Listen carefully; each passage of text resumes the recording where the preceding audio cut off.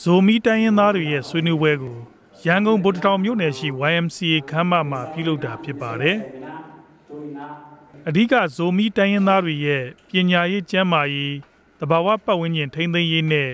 စားဝတ်နေရေးစတာတွေကိုတိုးတက်လာရေးအတွက်ဆွေးနွေးကြပါတယ်။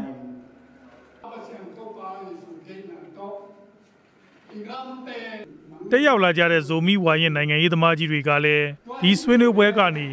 ရှေ့လုပ်ငန်းစဉ်တွေချမှတ်နိုင်ရေးအတွက်အဓိကထားပါတယ်။ဇိုမီဆိုတာအခုမှဟိုတုန်းကချင်း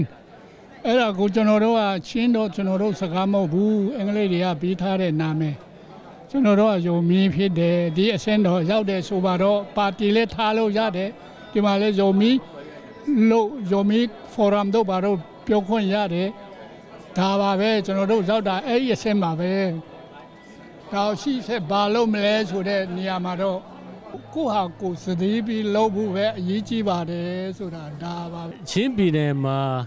ဒီလွတ်လပ်ရေးရပြေးကြဲကဒီကျွန်တော်တို့ပြည်မဘက်ကနေအကုန်ကြီးအမရာရတာနဲတဲ့ပြည်နယ်တစ်ခုဖြစ်တယ်အဲ့ဒီလိုကြောင့်အကုန်လုံးလိုပါတယ်ဒါအပြင်ဒီဆွေးနွေးပွဲကနေ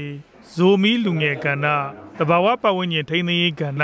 စတာတွေကိုလည်းဆွေးနွေးကြပါတယ်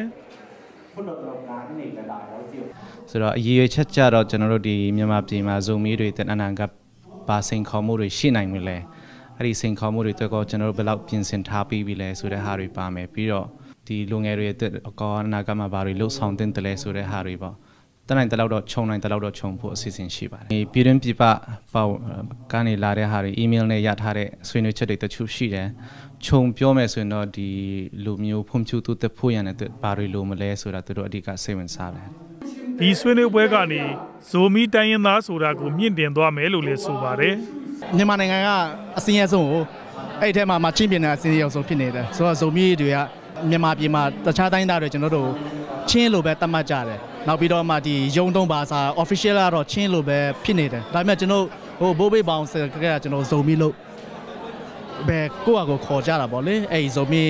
နာမည်ကိုယ့်ရဲ့နာမည်အမှားကိုရအောင်ကျွန်တော်ဒီကနေဒီကတော့ဒီ initiative first step ပေါ့လေဇိုမီတိုင်းရင်းသားလူမျိုးစုတွေရဲ့အခုဆွေးနွေးပွဲကို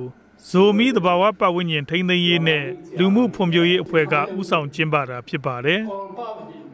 ဇိုမီတိုင်းရင်းသားတွေဟာချင်းပြည်နယ်မြောက်ပိုင်းတီးတိန်နဲ့တွန်းဇံမြို့နယ်တွေမှာအများဆုံးနေထိုင်ကြပြီးစကိုင်းတိုင်းကလေးမြို့နယ်နဲ့ကဘော်ချိုင်းဝမ်းဒေသတွေမှာလည်းနေထိုင်ကြပါတယ်ဒါအပြင်ချင်းပြည်နယ်မြောက်ပိုင်းနဲ့ဆက်ဆက်နေတဲ့အိန္ဒိယနိုင်ငံမဏိပူကသဲပြည်နယ်မှာလည်းနေထိုင်ကြပါတယ်ခင်ဗျာ